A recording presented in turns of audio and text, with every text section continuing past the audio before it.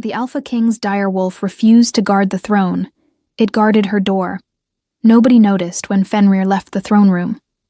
That was the remarkable thing, the detail that Sarah would turn over in her mind for weeks afterward.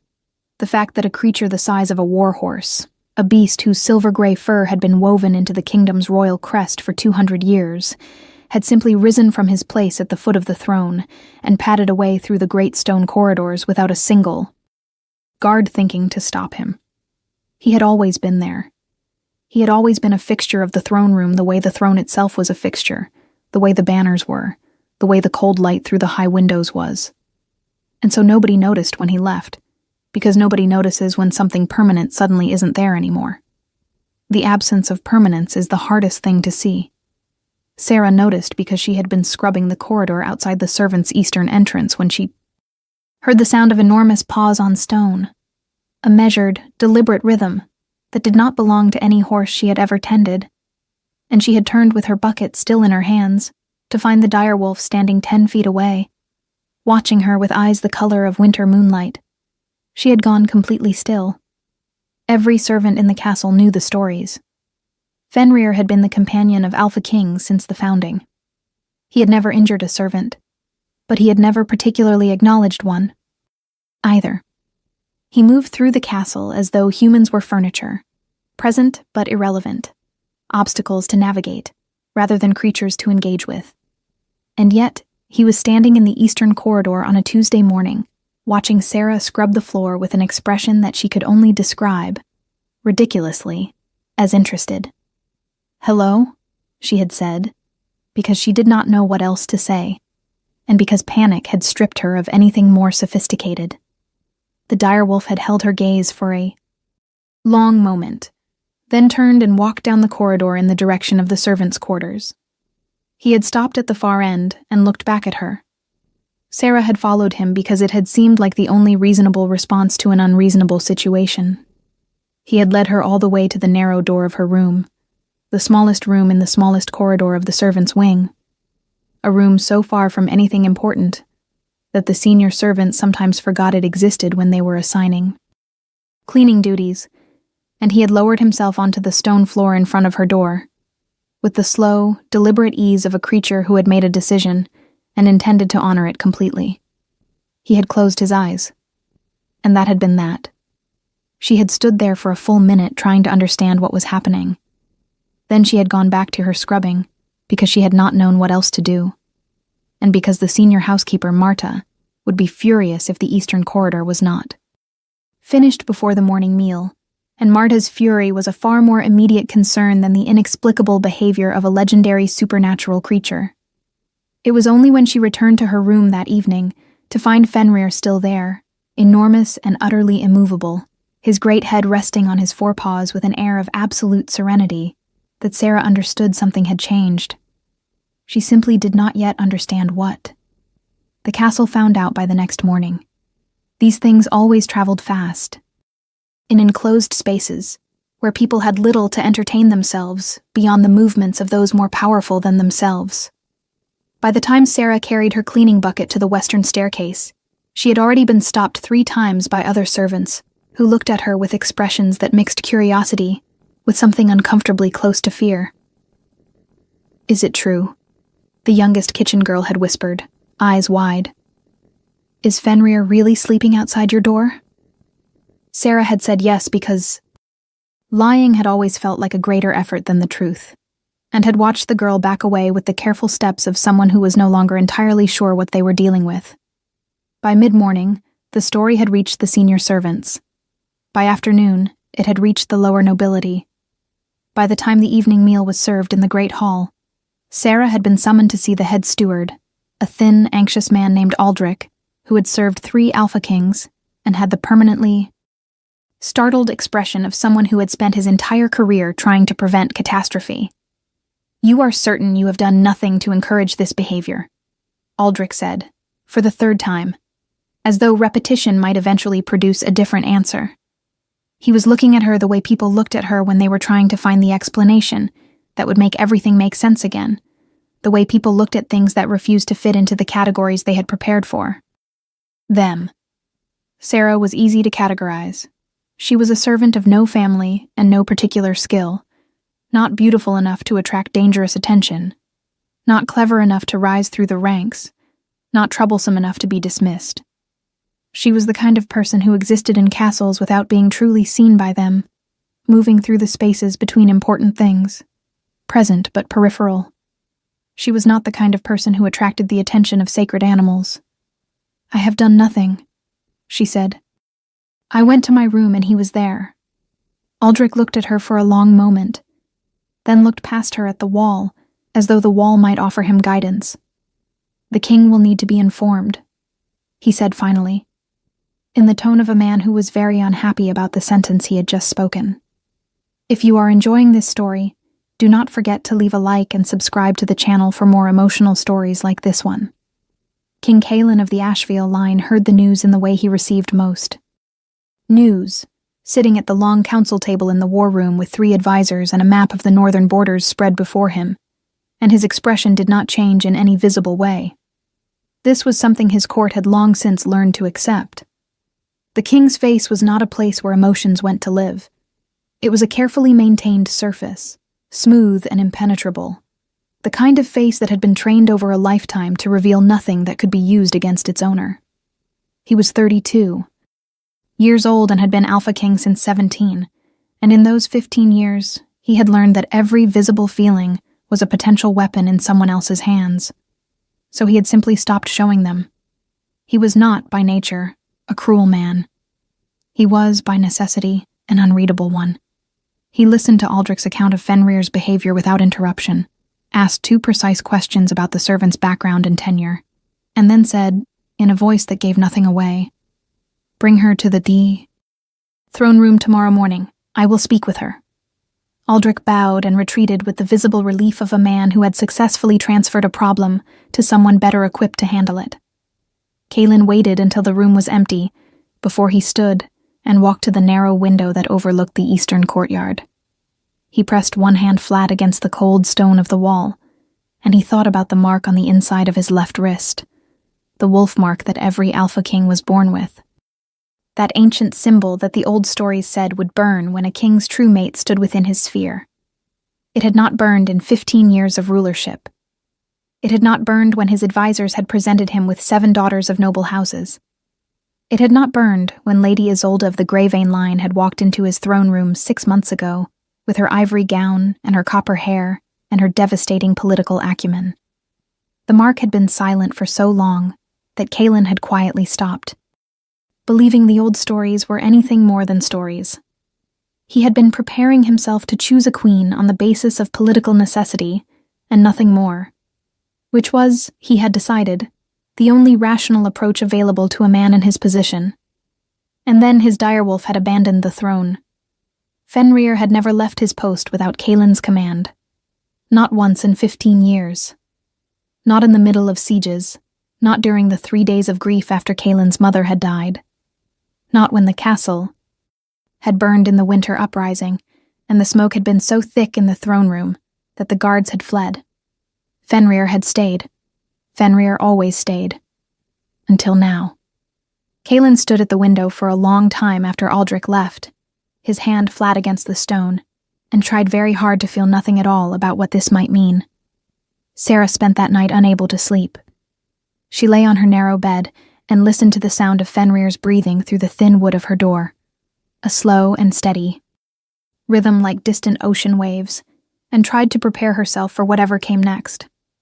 She was not, by nature, a person who panicked. She had grown up in this castle learning to be calm, because calm was the only resource available to her. When she was 7, a senior servant had spilled a full bucket of wash water on her only set of clothes and laughed while Sarah stood shivering and humiliated in the corridor. She had not cried.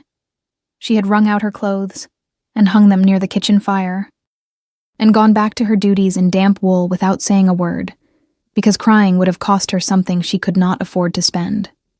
She had been building that kind of composure her whole life, the ability to take things that hurt and smooth them down until they fit inside the container she carried them in. It was not the same as not feeling. It was the art of feeling things quietly. But tonight composure was harder to find than usual. Being summoned to the throne room was not a small thing. Servants were not summoned to throne rooms unless something had gone wrong, and while Sarah had done nothing wrong in any way she could identify, she was intelligent enough to know that innocence was not always protection.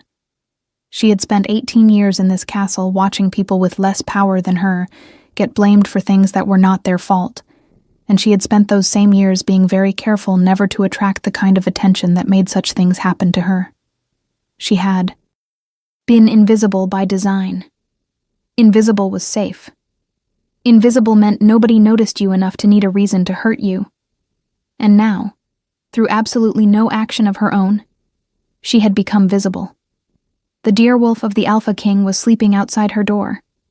Half the castle already knew her name. By tomorrow morning, all of it would. She turned onto her side and looked at the door, at the thin line of dim light at its base, and said quietly, "I do not know what you want from me." There was a soft sound from the other side of the door, not quite a whine, not quite a sigh, something in between. A sound of acknowledgement, perhaps, a sound of patience, as if the creature on the other side of that door had all the time in the world and intended to use every moment of it. "I am nobody," she told him. "I have no wolf. I have no family. I have no bloodline that anyone has ever been able to trace. I am the wrong person for whatever you think this is." The breathing on the other side continued, slow and steady, and completely unbothered by her logic. Sarah pulled her blanket up to her chin and closed her eyes and thought about the mark she had carried since birth, the strange spiraling mark on the inside of her right wrist that the old healer who had raised her had always called a birthmark, but had never been entirely comfortable discussing. She thought about the way it had started to feel warm in the past few days. Not painful, not alarming, just warm. The way skin feels when it has been held in a gentle hand. She had told herself it was nothing. She was very good at telling herself things were nothing. The throne room of Ashvale Castle was designed to be overwhelming. That was its entire purpose, to make the person standing before the throne feel the full weight of the power assembled above them. The ceiling rose 40 feet into vaulted shadows. The floor was polished black stone that reflected the torchlight in shifting patterns. The throne itself was carved from a single piece of mountain ash, pale and ancient, flanked by banners bearing the wolf and moon crest of the Ashvale line in silver thread on black cloth. Sarah had cleaned this room twice a month for 18 years, and had never once felt comfortable in it. She stood before it now in her cleanest uniform, her dark hair pinned back from her face, her hands clasped before her to prevent them from shaking, and she looked at the man on the throne and tried to remember how to breathe. King Kalin was not what she had expected. This was her first real sight of him up close. Servants did not look directly at the king as a matter of protocol, and in 18 years she had caught only glimpses. He was taller than she had registered, broad through the shoulders, dark-haired, with the kind of face that had been made by difficulty and kept by discipline. He was not conventionally handsome, in the way that noble-born men were handsome, with their soft edges and their carefully maintained ease. He was handsome, the way stone formations in the northern mountains were handsome, because of what they suggested about the forces that had shaped them. He was watching her with eyes the color of gray winter ice, and his expression was precisely nothing, a blank surface that gave her nothing to read. Beside the throne, Fenrir lifted his great head and looked at her, and his tail moved once, slowly, against the stone floor. "You are Sarah," the king said. It was not a question. His voice was even and low, the kind a voice that did not need to rise to command attention. "You have been in service at this castle for how long?" It was barely a question either, more of a confirmation check, but she answered it. 18 years, Your Majesty, since I was brought here as an infant." Something shifted, barely perceptibly in his expression. "You were found on the northern border." Again, confirmation rather than inquiry. He had already been briefed. "Yes, Your Majesty. I am told I was perhaps 2 or 3 months old. I do not know by whom I was left or why." He was quiet for a moment. His gaze moved to Fenrir, who was watching the exchange with the alert calm of a creature who already knew how this conversation was going to end. Fenrir has never shown preference for a servant, the king said. And this time, there was something in his voice that was almost, not quite, but almost, something she might have called uncertainty, if she had believed that was a feeling he was capable of. In 15 years, he has acknowledged no one outside the royal bloodline. You have been in this castle for 18 years, and he has never previously indicated awareness of your existence. He paused. And yet, Sarah agreed softly, because there did not seem to be anything better to say. The king studied her for a long moment. She made herself hold his gaze because looking away felt like admitting something, though she was not sure what. The mark on her wrist was warm. It had been warm since she walked into this room, a steady, gentle heat that she was trying very hard not to think about. You will continue your duties as normal, the king said finally. You will not discuss what has happened with other servants beyond what has already been said. If Fenrir continues this behavior, you will report anything unusual to Aldrich immediately. He paused again. That is all. She bowed and turned to leave, and she was almost at the great doors when his voice came again. And this time, there was something in it that she had not heard before. Sarah. She stopped, turned. He was not looking at her. He was looking at Fenrir, who had risen from his position and taken 3 steps in her direction, stopping at the edge of the dais as though respecting some boundary between them. Has the mark on your wrist been warm today? It was not phrased as a question, and they both knew it. The blood left her face. She looked down at her wrist reflexively, at the sleeve she always wore long enough to cover it. And she heard herself say, very quietly, "Yes, Your Majesty." The silence that followed was so complete she could hear the torches burning. When she looked up, the king's gray eyes were finally showing her something. She just was not yet experienced enough in reading him to know what it was. She was dismissed. She walked out of the throne room on legs that felt like they belonged to someone else. And she did not allow herself to think about what had just happened until she was around 3 corners and safely hidden in an alcove behind a tapestry. And then she sat down on the cold floor and pressed her back against the stone and pressed her warm wrist against her chest and tried to remember how to be nobody. It was, unfortunately, already too late for that. The alcove behind the tapestry was one of the small secrets of the castle that only the long-term servants knew about. A narrow recess in the stone, where a door had once been and was now only a suggestion, covered by an old hunting tapestry that depicted hounds in full pursuit across an autumn landscape. Sarah had found it at the age of 10 while searching for a lost cleaning cloth, and she had never told anyone about it, because there are some small things in a life that need to belong to only one person, and this alcove had belonged to her in a way that nothing else in the castle did. She had sat here during the 3 days of mourning when the old Alpha King died, when the castle had been full of grief that did not belong to her, but that had pressed on her nonetheless, heavy and omnipresent as fog. She had sat here the winter she had been very ill with a fever that had lasted 2 weeks, too sick to work but afraid to be seen resting, coming to the alcove in the quiet hours when the corridors were empty. She sat here now with her back against the cool stone and her knees drawn up, and her warm wrist pressed flat against her chest, and she tried to organize the events of the past hour into something she could carry. He had known about the mark. That was the part she kept returning to, could not stop returning to, circling it the way you circle something you are not sure is safe to touch.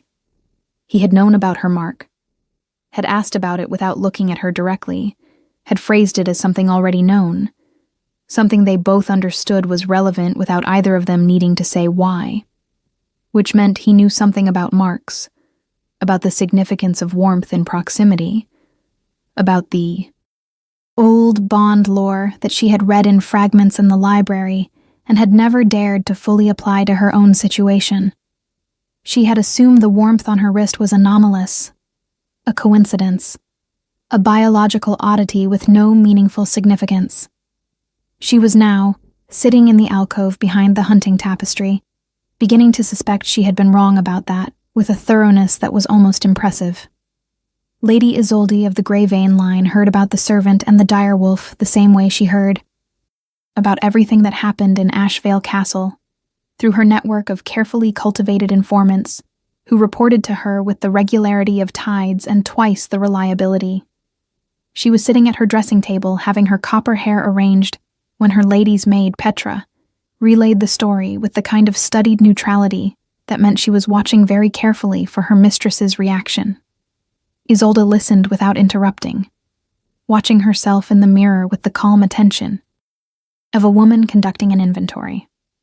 She was 26 years old, the eldest daughter of the most powerful noble house in the Western Territories, and she had been working toward a crown for the better part of a decade.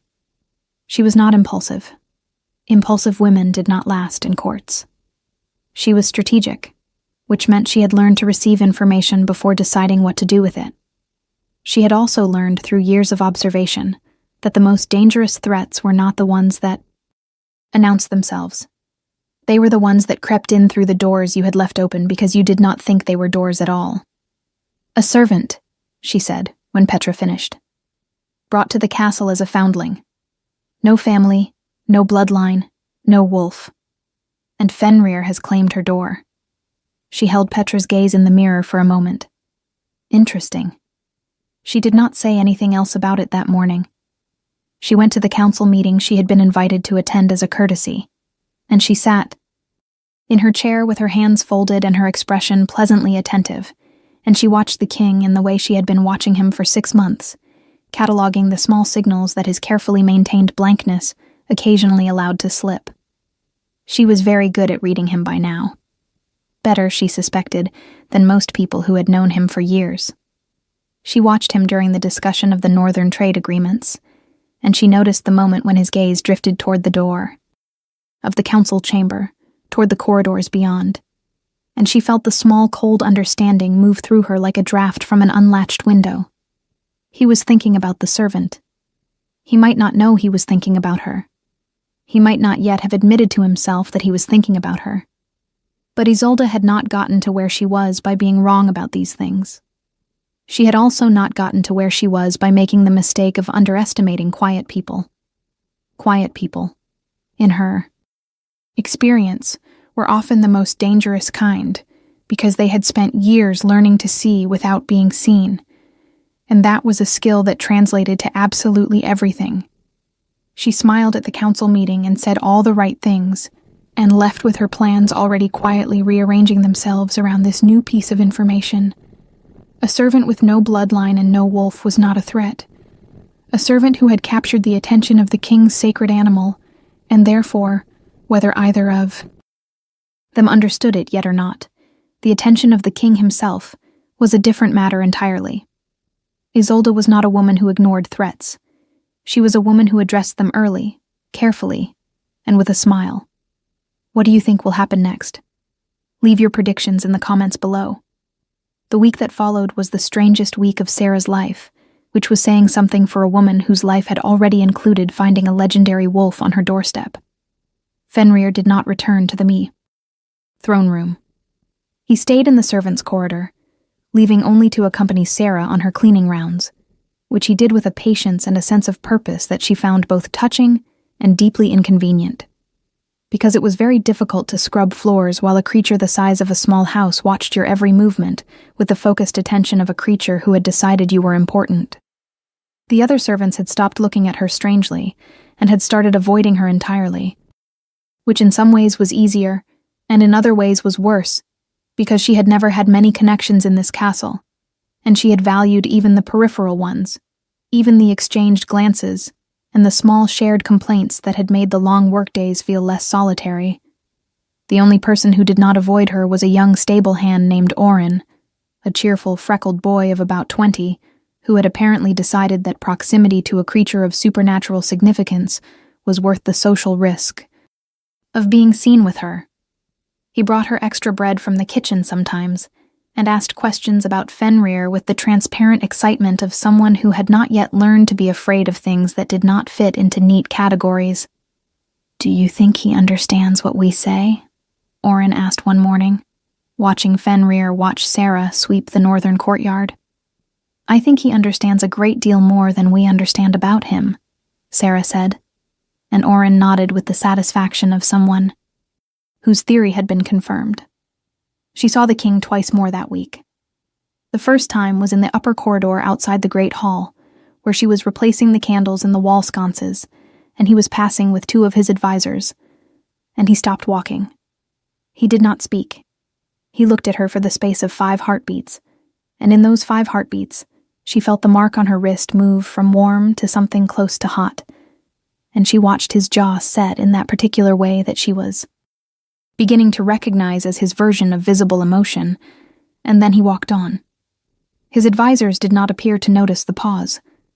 Fenrir, who had been sitting beside her with his great head level with her shoulder, made a sound low in his throat that she had not heard before, something between satisfaction and amusement, which should not have been a sound a wolf could make, but which she was beginning to understand was the kind of constraint that did not apply to Fenrir.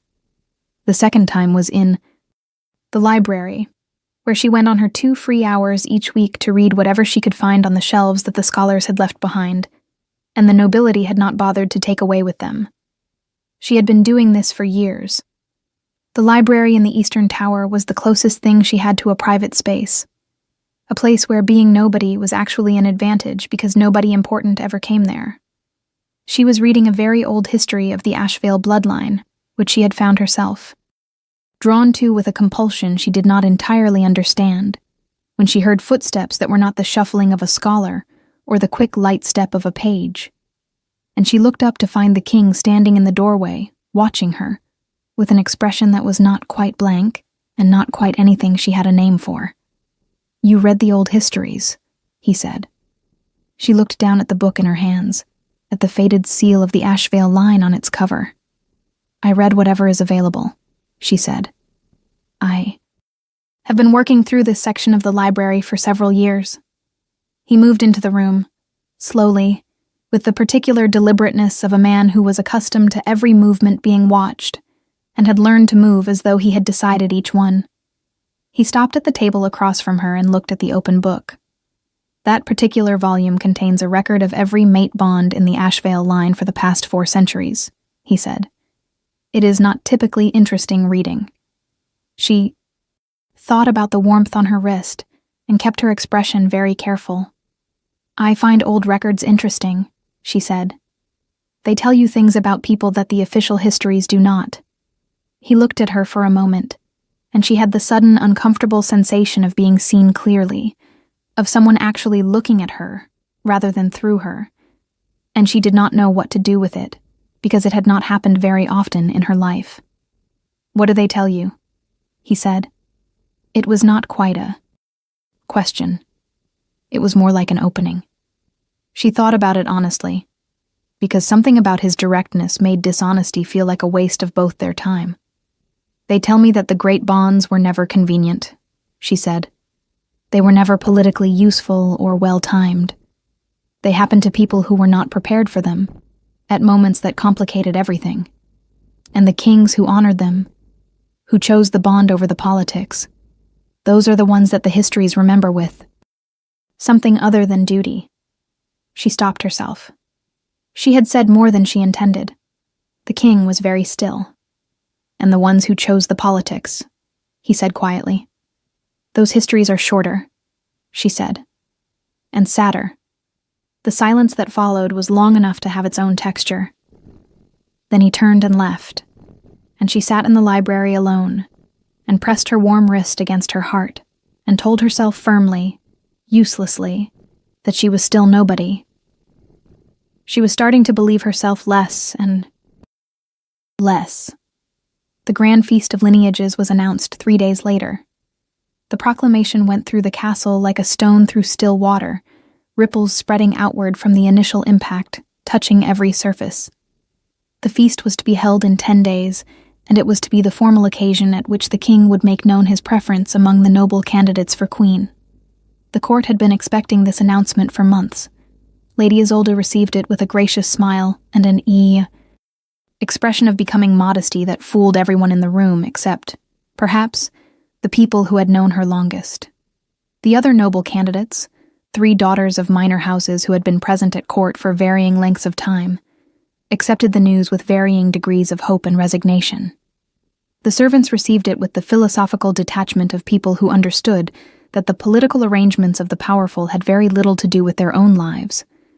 Sarah received it in the kitchen corridor while Marta was assigning extra duties for the feast preparations, and she listened to the list of tasks with her hands clasped and her face composed, and thought, beneath all of that composure, that this was actually something like relief.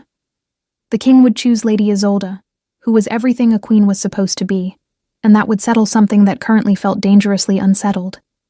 The mark on her wrist would cool. Fenrir would presumably return to the throne room once the matter was resolved. Things would return to whatever they had been before, and Sarah would return to being invisible, which was safe, which was what she knew, which was the life she had built with such careful and patient effort for 18 years. She thought this very clearly and very deliberately, and she almost believed it. Almost. What she did not know, because she had not yet been told, and would not be told for 3 more days, was that the feast was not only a political announcement. Embedded within the ceremony of the Grand Feast of Lineages was an older ritual, one that predated the current dynasty, one that the noble houses and their carefully maintained protocol had been trying to quietly absorb into irrelevance for the better part of a century. It was called the Rite of the Sacred Bond. In the original form of the feast, before it had been smoothed into a political event, Fenrir had participated. The direwolf of the Alpha King had stood at the center of the great hall, and the candidates had approached, and Fenrir had indicated with absolute clarity which of them carried the resonance of a true mate bond. It had been a living, breathing truth detector, and it had made political maneuvering enormously difficult, which was precisely why the noble houses had been working for generations to reduce it to ceremony and then to nothing. The ritual had not been performed in its original form in 60 years, but the provision for it still existed in the ceremonial law. And the ceremonial law, which nobody had bothered to update because it had seemed irrelevant, required its performance if Fenrir had, within the month preceding the feast, demonstrated observable independent preference. Fenrir had spent a week sleeping outside a servant's door. The king's legal advisor, a very old woman named Constance, who had survived 5 political administrations by being the only person who ever actually read the ceremonial law in its entirety, brought this to Kaelin's attention on the morning of the 5th day after the feast was announced. She laid the relevant documents on his desk, pointed to the operative paragraph, and waited. Kaelin read it twice. Then he sat back in his chair and looked at the ceiling for a long time. "The right cannot be avoided," Constance said, in the tone of someone who had already checked every possible angle of escape and found them all blocked. "The observable preference provision is absolute. If Fenrir has demonstrated preference for a specific individual within 30 days of the feast, that individual must be presented as a candidate in the right, regardless of their station." She paused. "I have looked for exceptions. There are none." He looked at her. "The court will resist this." "Yes," she said simply. "Lady Isolde's house will contest it." "Yes," she said again. "The servant has no bloodline, no wolf, no standing." Constance adjusted the documents on the desk with the precise care of a woman, choosing her next words with equal precision. "The right does not require bloodline or wolf or standing," she said. "It requires only the presence of the bond, which is, as I understand the situation, precisely what is under examination." Another very long silence. Outside the window, somewhere in the castle, a wolf was breathing in slow and patient rhythm. "Tell Aldrich," the king said finally. "The servant is to be informed and prepared." She will attend the grand feast of lineages. He paused. As a candidate, Sarah took the news the way she took most things that completely dismantled her understanding of her own life, which was to stand very still and listen to all of it without speaking, and then to say, in a voice that she was extremely proud of for its steadiness, "I understand." Aldrich looked at her with something close to pity, which she did not particularly want, but understood was probably well-intentioned. "A gown will be provided," he said. "A room in the upper corridor near. The guest quarters will be prepared. You will be excused from your regular duties for the duration of the preparation period." He hesitated. "I am aware this is unexpected." "Yes," she agreed. He hesitated again, as though he wanted to say something more useful. Then he left. Sarah sat down on the edge of her bed, in her small room in the smallest corridor, and Fenrir pushed open the door with his nose, which he had apparently learned to do at some point that week, and lowered himself to the floor beside her with his enormous head resting against her leg. She put her hand on his fur and tried to breathe. "I am still nobody," she told him quietly. He made that sound again, the one that was not quite a whine and not quite a sigh. She was beginning to think it meant something like, "Not for much longer." The preparations for the grand feast of lineages transformed the upper floors of the castle into something close to organized chaos. Noble house representatives arrived with their entourages and their political agendas, and their carefully calibrated opinions about the station of every other person present. Sarah moved through all of it with the practiced invisibility of someone who had spent 18 years learning to take up as little space as possible, except that invisibility was no longer entirely available to her. People noticed her now. They noticed the gown that had been provided from the castle stores, deep green with silver thread that she had not chosen and did not particularly feel like herself in, though she had to admit it fit her as though it had been made for her, which was a detail she tried not to think about. They noticed the way Fenrir followed her through the upper corridors, as though this was entirely natural, as though the Alpha King's sacred direwolf accompanying a former servant through the halls of the castle was an unremarkable thing.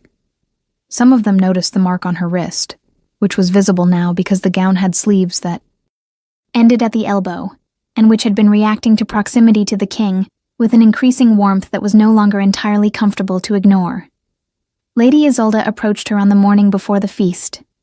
Sarah had been expecting it. Isolde was not a woman who left strategic opportunities unused, and whatever her private assessment of the situation might be, she was too disciplined to allow personal feeling to override tactical intelligence. She came alone, which Sarah respected, and she came. Without pretense, which she respected even more. She was elegant in the way that people were elegant when they had been trained to it from childhood. Every movement and gesture precisely calibrated. Nothing wasted, nothing accidental. She was also, Sarah noted, genuinely beautiful. The kind of beauty that had weight and intention behind it. And she was clearly intelligent enough to know exactly how she was being perceived, and to use it accordingly. "You are the servant," Isolde said. Not unkindly, just precisely. "I am Sarah," Sarah said. "Yes," Isolde agreed. "I know." She looked at Sarah for a moment with assessment that was as frank as it was unsettling. "I am going to tell you something that my advisors would prefer I did not tell you," she said, "because I believe you are a person who deserves to understand what she is walking into, regardless of whether that understanding serves my interests." Sarah waited. "The court will not accept this outcome regardless of what the right produces," Isolde said. "If Fenrir indicates you, if the bond is confirmed, there will be years of legal challenge. There will be political opposition from every major noble house, including mine. Your life will become extraordinarily difficult in ways that your current life has not prepared you for." She paused. "I am not telling you this to discourage you. I am telling you because I would want someone to tell me." Sarah looked at her for a long moment. "What is it that you want from this conversation, Lady Isolde?" she asked. Something that was not quite a smile moved across Isolde's face. Something that Sarah thought might have been closer to genuine than anything she had yet seen from her. "I want to know if you are prepared," Isolde said, "for what follows, if the right goes as Fenrir seems to intend." Sarah thought about 18 years of cold corridors and early mornings, and working with numb hands in winter, and being looked through as though she were part of the wall. She thought about the warmth on her wrist and the direwolf at her door, and the king in the library reading the history of his own bloodline's bonds, and asking her what the old records told her. She thought about what it felt like to be seen. "I have been preparing my whole life," she said. "I simply did not know what I was preparing for." Isolde looked at her for another long moment, and then she did something that Sarah had not expected. She inclined her head. A small, genuine acknowledgement. And then she left. If you want to see how this story ends, make sure you are subscribed with notifications on. The night before the feast, Kalen stood in the corridor outside Sarah's new room on the upper floor. He had not planned to come here.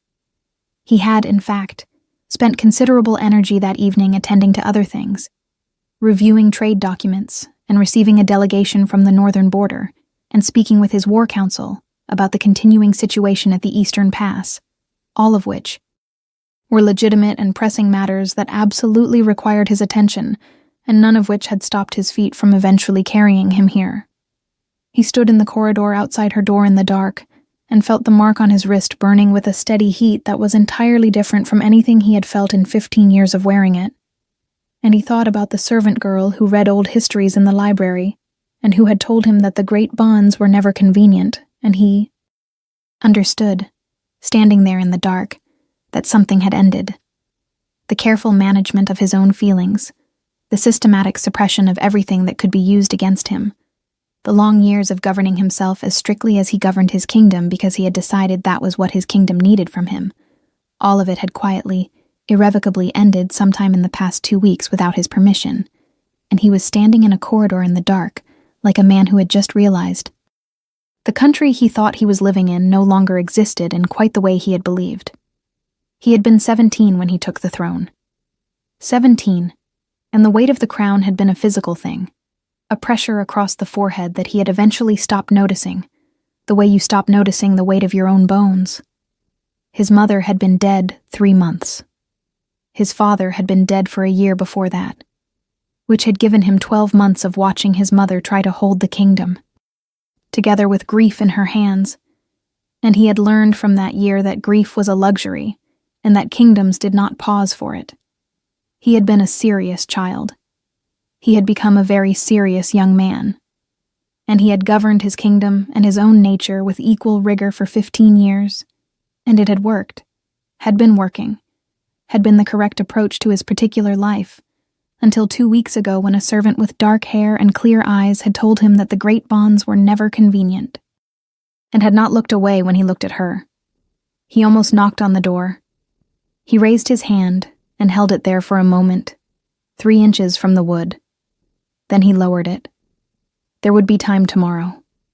There was a ceremony tomorrow, and it would say everything that needed to be said in the most public way possible.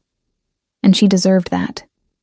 She deserved the public acknowledgement, not a whispered conversation in the dark that he could later be accused of having used to manipulate her choice. Whatever she chose tomorrow, she would choose it having heard nothing from him that could be construed as pressure. He owed her that much. He owed her considerably more than that, he was beginning to understand, for reasons that were older than either of them. He turned to leave. The door opened. She stood in the doorway in a simple dark robe, her hair loose around her shoulders, her eyes wide and very direct, and she said, "I heard you stop." He looked at her and felt the mark burning and said, "Nothing at all," because in that moment he did not have anything arranged in his mind. Nothing prepared or calculated or designed to be unreadable. He was simply standing in front of her with nothing between them, and he did not know the last time that had happened. "You should rest," he said finally, which was not at all what he had meant to say, and they both knew it.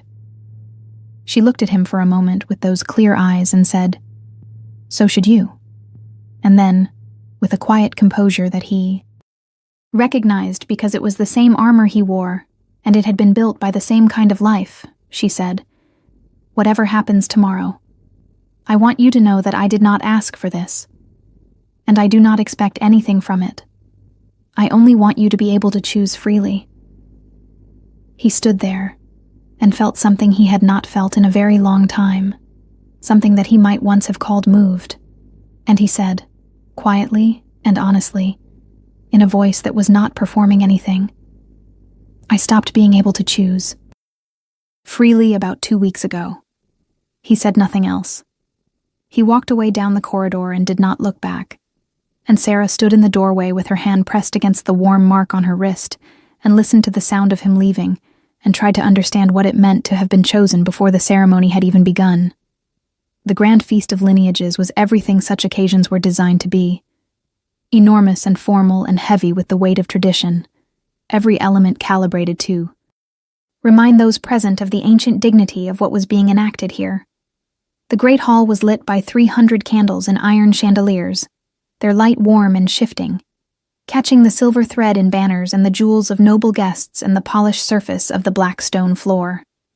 The 4 candidates were seated at a separate table to the king's left, a position of honor that was also, Sarah could not help noticing, a position of complete visibility, where the entire assembled court could look at them and assess them and form opinions that would influence the political landscape for the next generation.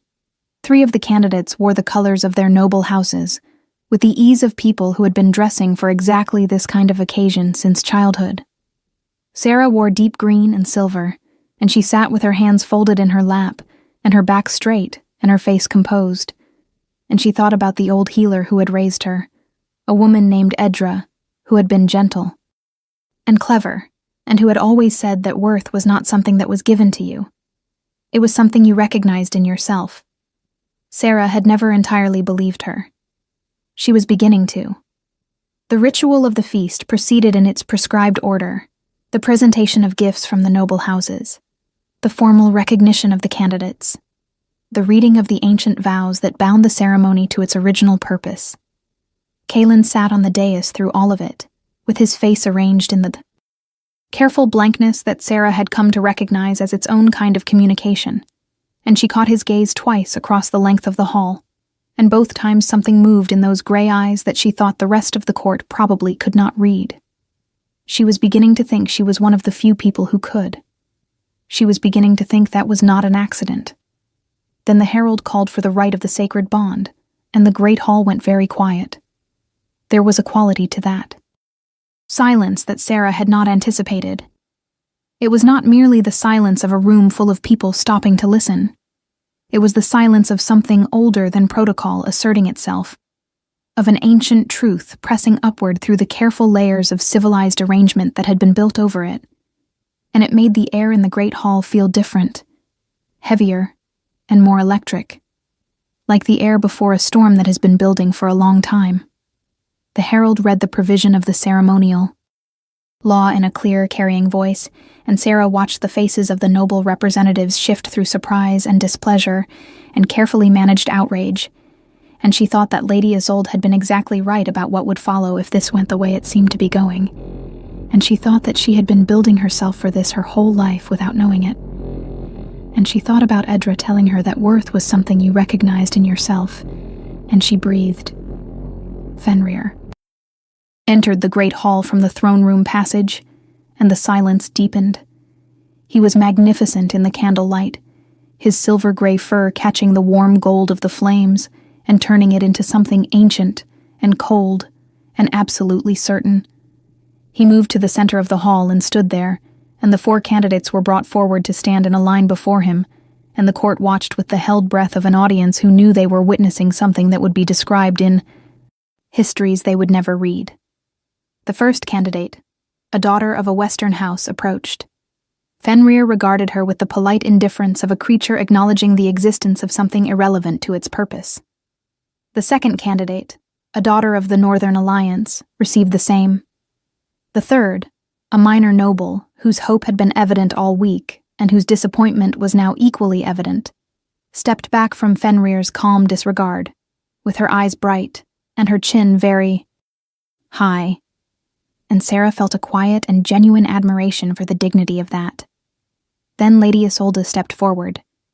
She was composed and graceful, and entirely herself, and she met Fenrir's winter moon gaze without flinching.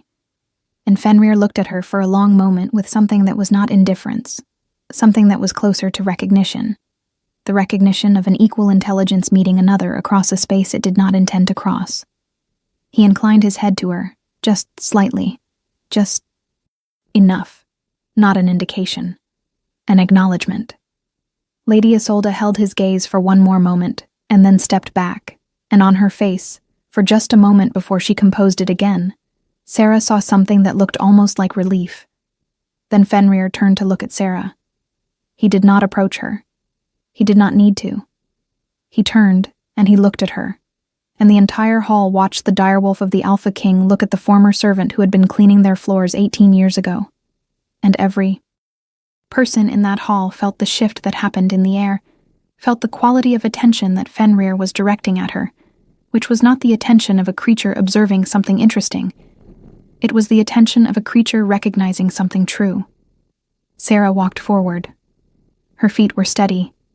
She had not expected them to be, but they were, because somewhere in the past 2 weeks, she had reached the bottom of whatever she had been afraid of, and found that the bottom was solid. She stopped 2 feet from Fenrir, and she looked into those winter moon eyes, and the mark on her wrist blazed, not painfully, not terrifyingly, but unmistakably, radiantly, with the specific heat of something that had been waiting a very long time to be acknowledged. Fenrir pressed his forehead against her chest, gently, the way he had pressed it against no one else in 2 centuries of recorded history, and the great hall made a sound that was not quite a gasp and not quite a breath, and Sarah put her hand on his great head and stood in the candlelight and felt, for the first time in her life, precisely where she was supposed to be. The silence that followed was absolute and enormous. Then Kaelin rose from the throne. He stepped down from the dais with the measured, deliberate step of a man who had made his decision so completely that the walking of it was simply the physical expression of something already entirely resolved. He crossed the great hall in full view of his court and his advisors and the noble representatives and the 3 centuries of political arrangement that stood between where he was and where she was, and he stopped in front of her. She looked up at him. He was not using his blank face. He had, she thought, simply stopped carrying it, left it somewhere behind him on the dais with the political necessity that had made it necessary, and what she was looking at now was simply his face, the face of a man who had spent 15 years alone with a kingdom and a sacred wolf, and the weight of a mark that had never burned until 2 weeks ago. "Sarah," he said, and her name in his voice was nothing like her name had ever sounded before. It had weight and warmth, and the quality of something deliberate, something chosen. "I know you said you expected nothing." He paused. "I need you to understand that I am not standing here because of ceremony or law, or what the rite has indicated." Another pause, and in it she could hear the entire court holding its breath.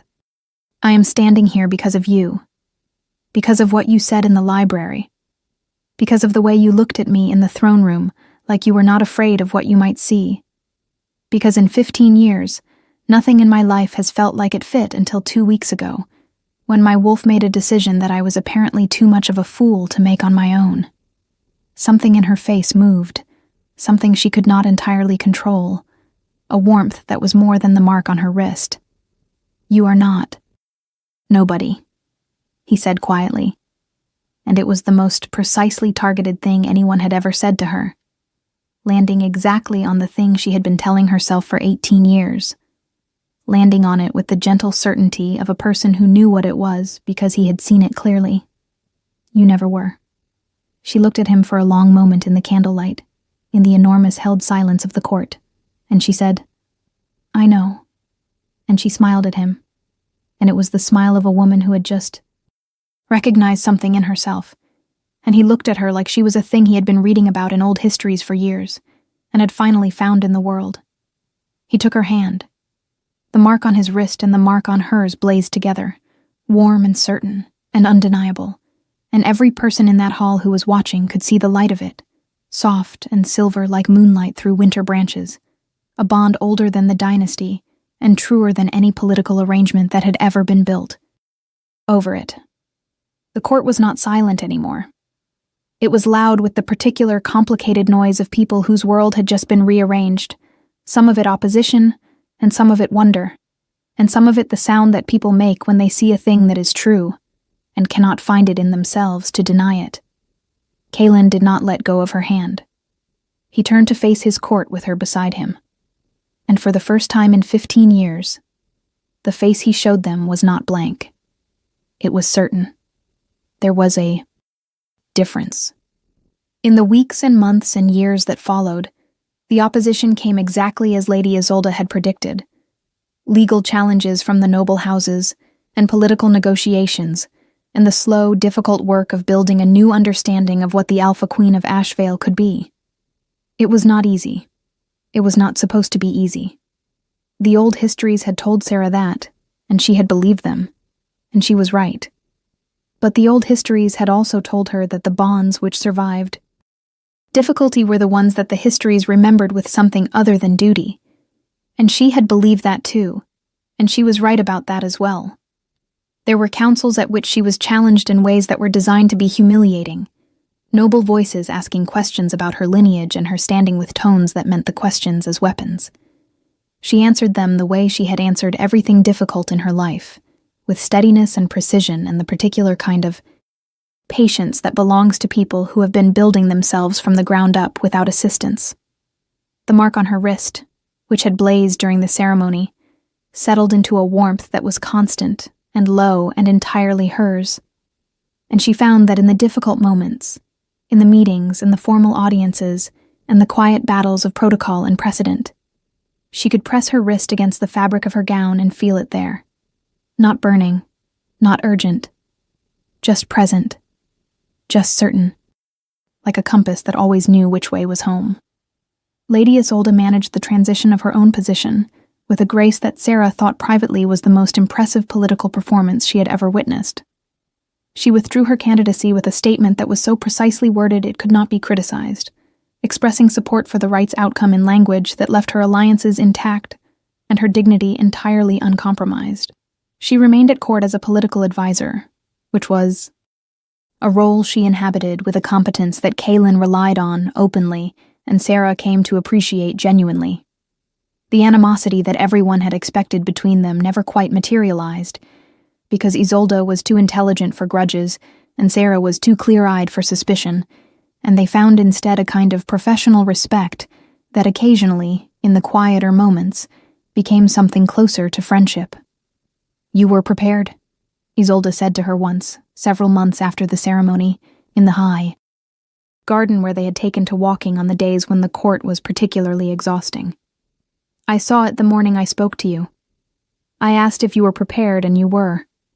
Sarah looked at the garden around her, at the formal paths and the ancient stone walls, and the sky above them that was the same sky it had always been, familiar and vast.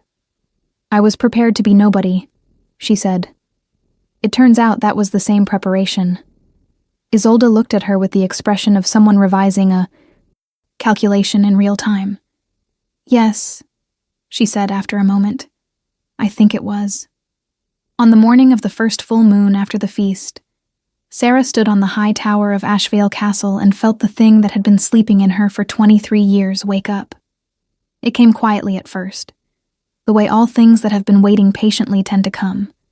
A warmth in the blood and a particular quality of awareness. The world becoming more present and more vivid and more itself around her. Every smell sharpened. Every sound resolved into detail.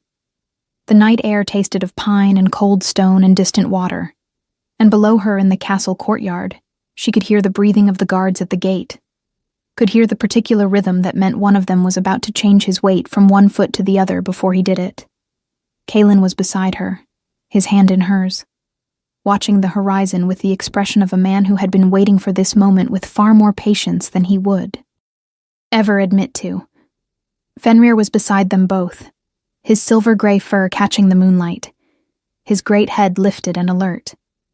When the wolf inside her finally opened its eyes, she made a sound that she had never made before, deep and resonant and entirely certain.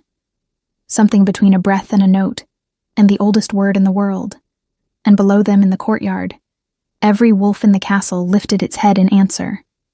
The sound rose from the courtyard like something that had been waiting to happen, a chorus of recognition that moved through the night air and out over the territory and away toward the mountains.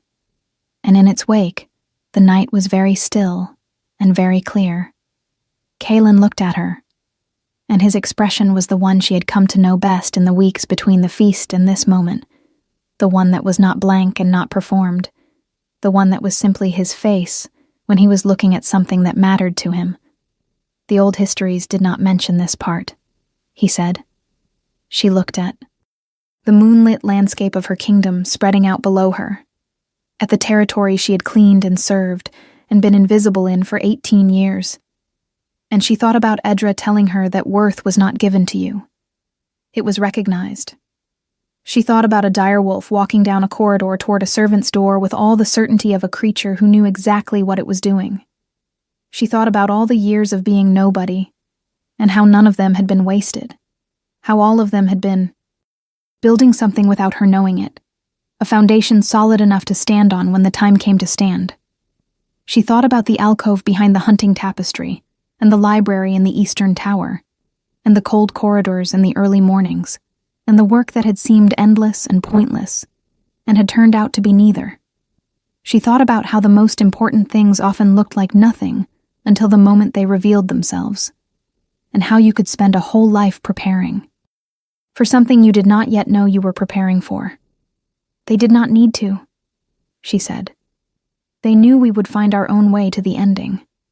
He brought her hand to his lips, and Fenrir pressed his great head against them both. And the moon rose over Ashvale Castle and laid its silver light across a queen who had always been exactly who she was, even when nobody could see it, even when she could not quite see it herself. She could see it now. If this story touched your heart, share it with someone who loves epic romance. Tell me in the comments, did you see this ending coming? The kingdom remembered this night for a very long time. The wolves howled until dawn, and the sound carried across the mountains, and it was the sound of something ancient being honored, something true being named at last, something that had waited patiently through all the years of silence and invisibility and smallness, and had finally, fully, come home.